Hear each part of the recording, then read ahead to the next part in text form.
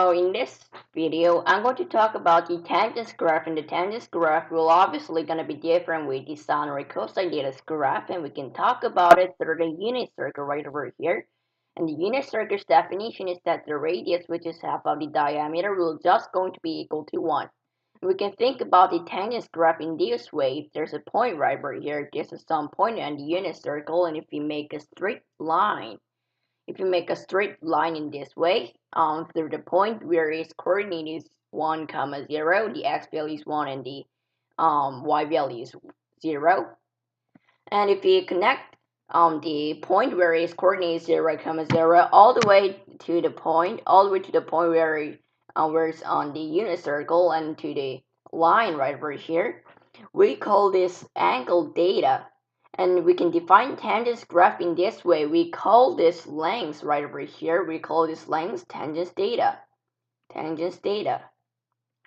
The reason is because if you look at this triangle a little bit carefully, we know that this is a right angle. We can know that this triangle is a right triangle, and the tangent theta's definition is opposite side over adjacent side of the angle, in this case theta.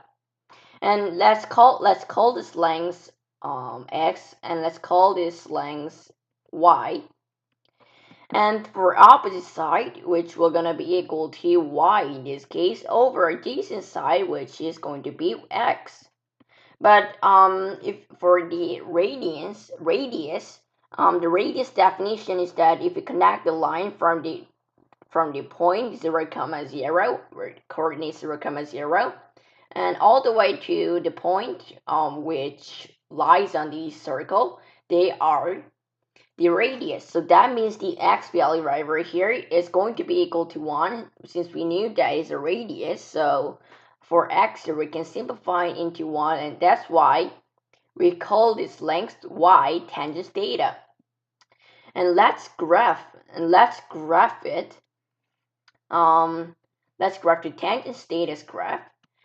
And if you look at the first quadrant right over here, the first quadrant, it is positive over positive, which means the value grows, and the value is going to be positive, so it becomes positive. And before you graph, we need to know one thing, that upside represents the positive value, and the bottom side represents the negative value. And the positive value increase, so that means positive value increase. But I want to say something, that the x value will just going to be equal to 1 or negative 1. And the y value will increase, and that means only the values will depend on the negative sign and the y. And let's work on this second quadrant. And let me try this again. So let's work in the second quadrant. For second quadrant, it also grows. Let me make a line not to be confused with. So here's our line. And even though the value increase, we need to be careful that this length right over here, it is negative. So negative over positive, which will gonna be equal to negative. So negative value will increase. So it goes down all the way.